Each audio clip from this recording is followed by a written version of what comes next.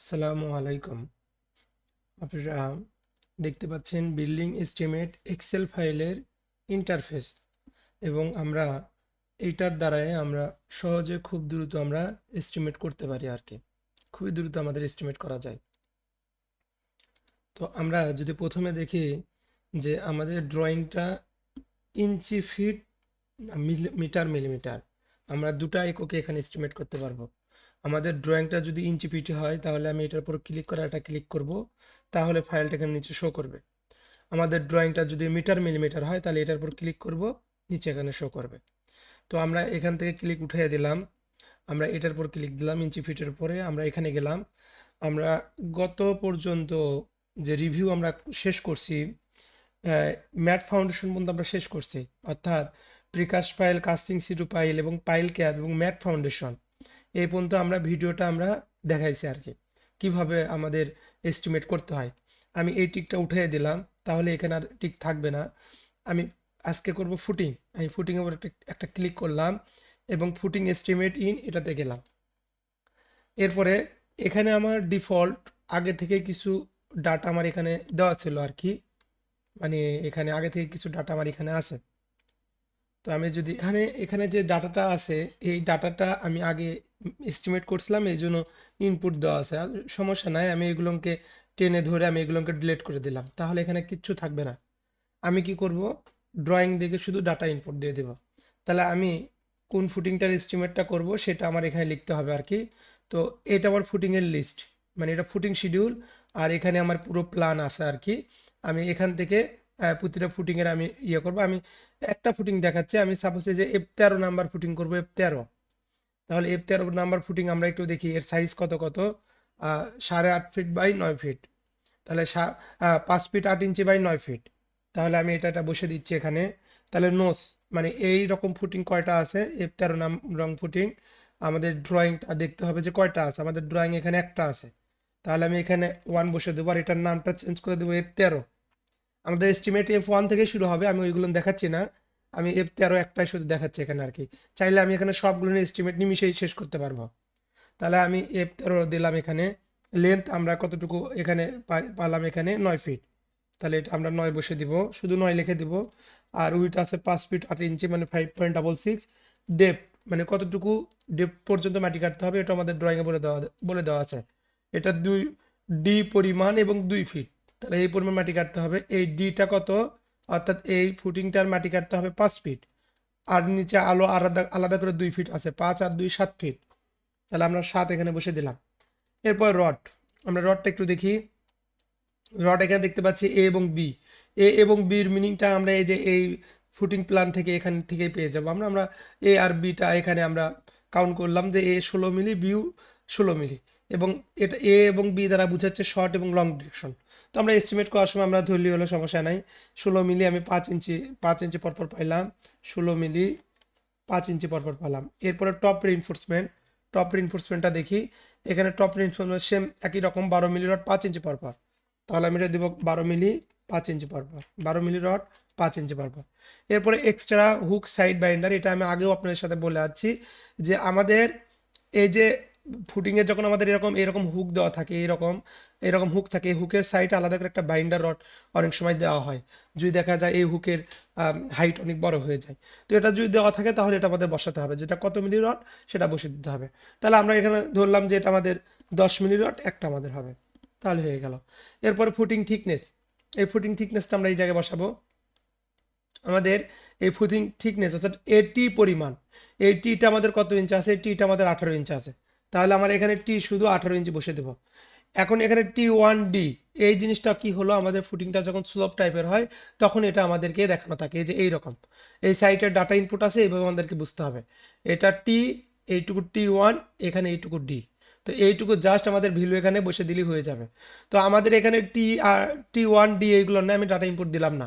এরপরে আমরা যে জায়গায় এটা এস্টিমেটটা করতেছি সেই জায়গায় এই কলামের সাইজটা কত, অর্থাৎ আমরা এস্টিমেট করতেছিলাম এখানে F13 নাম্বারে এখানে C5 কলাম, তাহলে আমাদের কলাম শিডিউল দেখতে হবে C5 কলামের সাইজটা কত। এই C5 কলামের সাইজ হলো আমাদের 14/20 ইঞ্চি, মানে শর্ট কলামের মাপটা বসাতে হবে 14/20। তাহলে এটা আমি বসাবো যে 20/14 শুধু বসে দিলাম।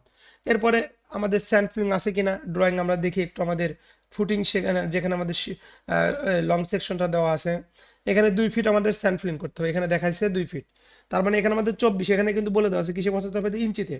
ব্রিক ফ্লোর সোলিং নাই, সিসি আমাদের আছে 3 ইঞ্চি, ক্লিয়ার কাভার আমাদের ড্রয়িংয়ে বলে দেওয়া আছে 3 ইঞ্চি, হুক কত ইঞ্চি ধরবো, হুক আমাদের এটা নির্ভর করবে ফুটিং এর কাস্টিং এর উপর, বা আমাদের ড্রয়িংয়ে বলে দেওয়া থাকবে যে এত ইঞ্চি আমাদের ধরেন, আমরা ধরলাম 9 ইঞ্চি আমাদের এখানে আহ, ইয়ে হবে আমাদের হুক হবে, আমরা এইটুকু দিলাম। দেখেন আমরা যখন ফুটিং এর এস্টিমেটটা করতেছি তখন আমাদের ড্রয়িং দেখে জাস্ট এখান থেকে এইটুকু ইনপুট দিয়ে দিলাম, আর কোনো কিছুই নাই আমাদের। এরপরে আমাদের F1 আমরা যদি ফুটিং একটা একটা করে ধরতাম তাহলে এই প্রতিটা জিনিস আমরা শুধু যা সেখানে ইনপুট দিতাম। তখন কি করতাম, সাপোজ এটা ধরেন আমরা এইরকম আমাদের এই যে ধরেন আমাদের এখান থেকে এইভাবে আমরা নিচের দিকে টেনে দিলাম, দেওয়ার পরে আমাদের সাপোজ ধরেন হলো 13 পরে আমাদের কথার কথা আমরা 14 নাম্বার ফুটিং করলাম, F14, যদিও আমাদের এখানে নেই F14, তখন শুধু এই ভ্যালুগুলো জাস্ট শুধু চেঞ্জ করে দেওয়া, শুধু এই ভ্যালুগুলো চেঞ্জ করে দেওয়া। আর এটা আমার 2টা বা 3টা হতে পারে, যা সেইটুকু চেঞ্জ করে দেওয়া। এরপরে নিচে এই যে শিটগুলো আছে আমরা চাচ্ছি এগুলো দেখবো না, তাহলে আমরা এখানে যখন এস্টিমেটটা করতেছি ফুটিং এর তখন আমরা তাহলে কি কি ডাটা ইনপুট দিচ্ছি, জাস্ট ড্রয়িংটা দেখে শুধু এতটুকু আমাদের ইনপুট দিতে হবে। এতটুকু ইনপুট দেওয়ার পরে আমি চাচ্ছি যে নিচে এইগুলো ঘরগুলোকে আমি দেখবো না, তাহলে আমি শুধু অনলি ক্যালকুলেশনে চাপ দিয়ে রাখবো। দেখেন অনলি ক্যালকুলেশনে চাপ দিলে অটোমেটিক ঘরগুলো কিন্তু হাইট হয়ে গেল, অটোমেটিক এখানে কিন্তু কোনো ঘর কোনো ভ্যালু এখানে কিন্তু শো করলো না, এটা কিন্তু অটোমেটিক হাইট হয়ে গেল। এখন আমি চাইলে পুনরায় আবার সব দেখতে পারবো, টোটালের উপর চাপ দিলে আবার সম্পূর্ণ সব কিছু এখানে দেখা যাবে। জাস্ট এটাকে আপনার চোখের চোখের পলকে এটাকে হাইড করে দিয়ে রাখলো, এখানে অনলি ক্যালকুলেশন চাপ দিয়ে এটা আমি হাইড করে দিয়ে দিয়ে রাখলাম আর কি। এরপরে আমি যদি দেখি এস্টিমেট আমি কি কি এখানে ডাটা আমি পাইলাম, তাহলে এখানে দেখতে পাচ্ছি মাটি কতটুকু কাটতে হবে, স্যান্ড ফিলিং আমরা যে ধরছিলাম তার জন্য কতটুকু স্যান্ড ফিলিং করতে হবে এটা পাইলাম, সিসি কতটুকু করতে হবে। আপনি কিন্তু এখান থেকে বিএকিউটাও করতে পারছেন, কারণ এখানে আপনি আর্থ কাটিং, স্যান্ড ফিলিং, সিসি সবই এখানে আপনি পেয়ে যাচ্ছেন। এরপরে আপনার লং ডিরেকশন কতটুকু রড, শর্ট ডিরেকশন কতটুকু রড, টপে লং শর্ট এবং এক্সট্রা আপনি যে হুক ধরলেন সেটার জন্য। এরপরে আপনার ফর্মওয়ার্ক কতটুকু লাগবে, কাস্টিং কতটুকু করতে হবে এবং টোটাল কাস্টিং কতটুকু হইলো। এরপরে আপনি হলো যে রেশিও দিয়ে আপনি কি করবেন, আপনি কংক্রিট বের করবেন, সেই রেশিওটা এখানে আপনি বসে দেবেন। যে এখানে 1, 1, 1.5, 3 দেওয়া আছে, আপনি চাইলে এটা চেঞ্জ করতে পারবেন। আপনার রেশিও হতে পারে 1:1.5:2.5 হতে পারে। এইটা যখন এই যে এইরকম ধরেন 3 আপনি 2.5 দিচ্ছেন কিন্তু 3 লেখা ওঠেনি, তাহলে এই ঘরটাকে একটু বড় করে নেবেন, একটু বড় করে দিলে এটা কিন্তু অটোমেটিক কিন্তু এটা শো করবে আর কি। তাহলে আমি এটা চাচ্ছি এটা এইরকমই হবে, দিয়ে দিলাম। সিসি রেশিও এটা আছে এটাই থাক, যদি চেঞ্জ করার প্রয়োজন হয় চেঞ্জ করবো। তাহলে দেখেন সিমেন্ট স্যান্ড মানে কোনটা কতটুকু লাগবে সব কিন্তু স্পেসিফিক ভাবে এই জায়গায় কিন্তু বের হয়ে গেছে। এখন আমরা দেখব যে এই ফুটিংটার অ্যাকচুয়াল কস্টটা কত, মানে অ্যাকচুয়াল কস্টটা কত এই জিনিসটা আমরা এখানে এখন দেখব। দেখেন ফুটিং এর পেজের মার্কেট প্রাইসে আমরা যদি বলি মাটি আমরা যে কাটবো সেই মাটি আমাদের কাটতে আমাদের হলো কতটুকু মাটি কাটতে হবে এটা কিন্তু এখানে আছে আমাদের, আমরা রেট দিতে পারি। এই যে স্যান্ড ফিলিং পরে কম্প্যাকশন আমরা কত টাকা আমরা ধরলাম, যে স্যান্ড ফিলিং আমরা এটা ধরলাম এটা 25 টাকা করে আমাদের পড়বে। তারপরে আমাদের এই যে কিছু ভ্যালু লেখা আছে আমরা এই ঘরগুলোকে উঠাই দেব, এই ঘরগুলোকে উঠাই দেওয়ার পর যদি আমাদের এটা কাউন্ট না হয় আমরা এখানে ডিফল্ট একটা ভ্যালু এখানে বসিয়ে দিতে পারি, ডিফল্ট একটা ভ্যালু যেটার সাথে এটা আমাদের কোনো কাউন্ট আমাদের করবে না আর কি, ডিফল্ট আর কি। তো এখানে যেটা বলতেছিলাম দেখেন ব্রিক ফ্লোর সোলিং এখানে নাই আমাদের, এটা আমি উঠাই দিলাম, প্রয়োজন নাই। সিসি এখানে যেহেতু আমরা সিসির ভিতর সিসি থেকে আমাদের সিমেন্ট স্যান্ড এখানে বের হয়ে যাবে, এই জন্য এখানে আমরা আলাদা করে এটা আর ধরলাম না এই জায়গায় আর কি। হ্যাঁ, যে কারণ আমাদের এখানেই বের হয়ে যাবে। আমরা যদি স্পেসিফিক ভাবে দেখি যে আমাদের কতটুকু এখানে তাহলে দেখেন এখানে আমাদের এখানে কাস্টিং এর জন্য লাগতো 55টা, আরসিসির জন্য 5টা, তাহলে টোটাল আমাদের কিন্তু এই জায়গায় এই যে 60 ব্যাগ সিমেন্ট এটা কিন্তু বের হয়ে গেছে। আচ্ছা এখন রডের আমরা ভ্যালু বসাবো, রড আমরা ধরলাম 91,000 টাকা টন বসে দিলাম। শাটারিং এটা আমাদের এই যে ফর্মক বা শাটারিং এটা আমাদের প্রয়োজন নাই, কারণ এটা মেটেরিয়ালস যদিও এটা কন্ট্রাক্টর পারচেস করে আমাদের এটা প্রয়োজন নেই, এটা আমরা এখানে ইনপুট দিলাম না। সিমেন্ট আমরা ধরলাম 580 টাকা করে।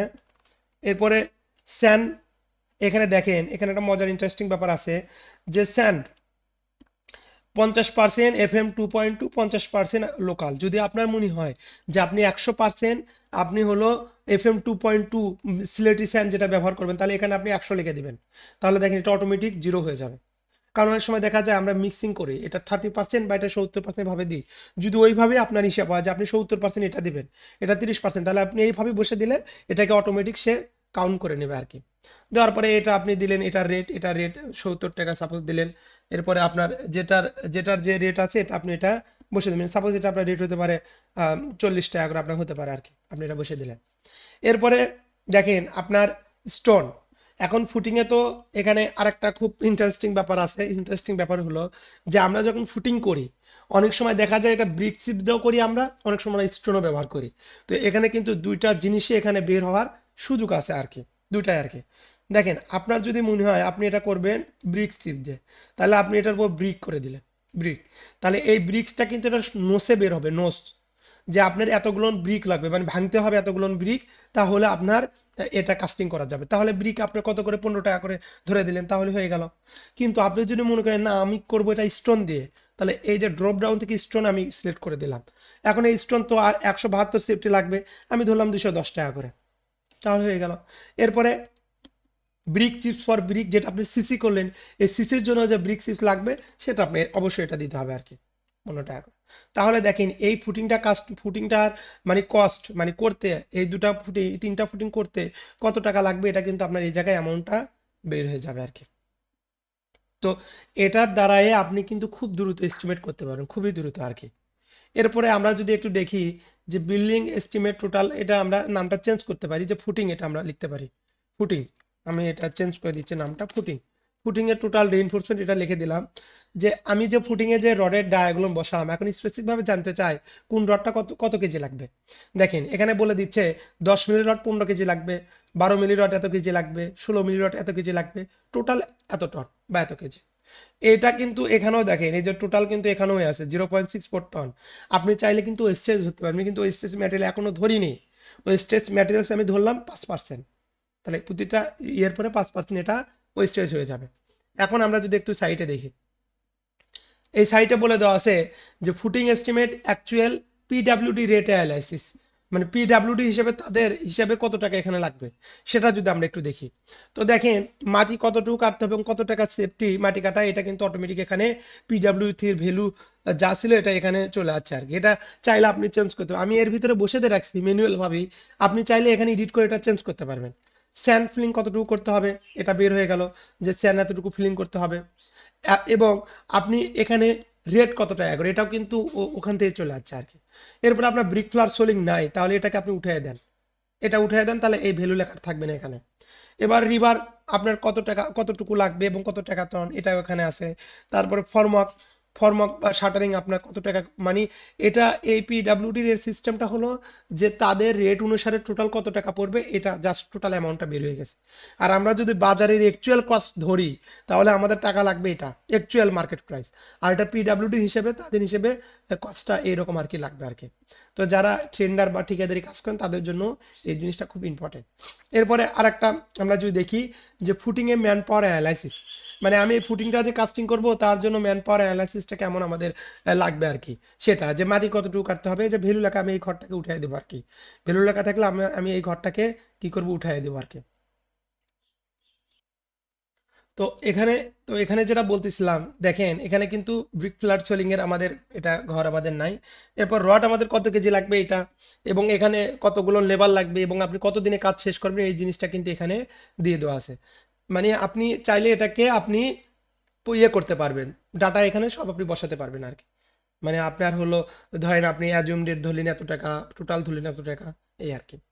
তো এখানে আমাদের কিন্তু খুব সহজে আমরা এই এস্টিমেটটা এখানে করতে পারি এই এক্সেল ফাইলের সাহায্যে আর কি। হ্যাঁ, এবং আমি যদি এটা সেভ দিয়ে দিলাম, সাপোজ এটা ধরেন আমি সেভ দিলাম, এই সেভটা দিলে সেভিং টাইম এবং কোন তারিখে সেভ করছি এবং কয়টার সময় সেভ করছি এই সেভিং টাইমটাও কিন্তু এখানে দেখাবে আর কি।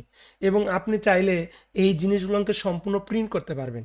দেখেন আমি সেভ করছি কয়টার সময়, 8টা 42-এ, এখানে এই যে 8টা 42 এবং কয় তারিখে সেভ করলাম এটাও কিন্তু দেখাইলো এই জায়গায়। তাহলে আপনি এই ফাইলে কাজ শেষ করে আপনি মনে হলো যে আবার আপনি ফাইল ওপেন করলেন, কোন সময় কাজ শেষ করছেন এটা কিন্তু আপনি ফাইল ওপেন করলেই দেখতে পারবেন। আর এখানে আমরা এটা কিন্তু প্রতিটা প্রিন্ট করতে পারবো। এই যে P5 এর আমি যদি চাপ দিয়ে দিই তাহলে দেখেন এটা সম্পূর্ণ এই যে প্রিন্ট আকারে এটা চলে যাবে এবং এটা ক্লায়েন্টকে আমরা দিতে পারবো আর কি।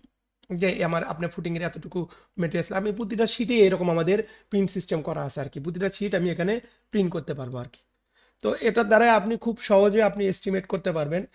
তো আপনি জাস্ট এই ড্রয়িং দেখে ডাটা ইনপুট দিতে হবে। তো আমরা সামনের দিন আরো রিভিউগুলো আমরা করব, আজকে এই পর্যন্ত রিভিউ শেষ করলাম, সামনে আমরা শর্ট টাইট করলাম আমরা শুরু করবো আর কি। তো ঠিক আছে, ইনশাল্লাহ সবাই ভালো থাকেন, সুস্থ থাকেন, আল্লাহ হাফিজ, আসসালামু আলাইকুম।